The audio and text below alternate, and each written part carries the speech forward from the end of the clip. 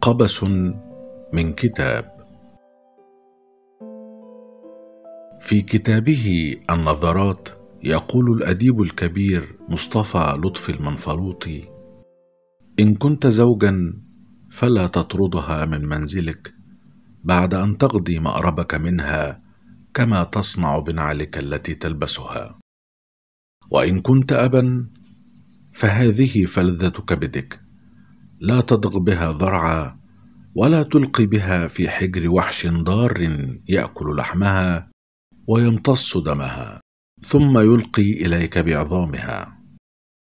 ويا أيها المحسنون، والله لا أعرف لكم بابا في الإحسان تنفذون منه إلى عفو الله ورحمته أوسع من باب الإحسان إلى المرأة.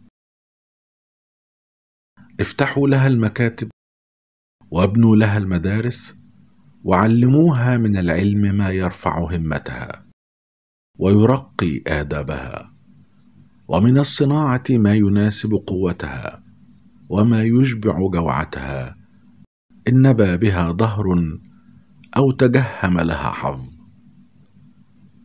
علموها لتجعلوا منها مدرسة يتعلم فيها أولادكم قبل المدرسة،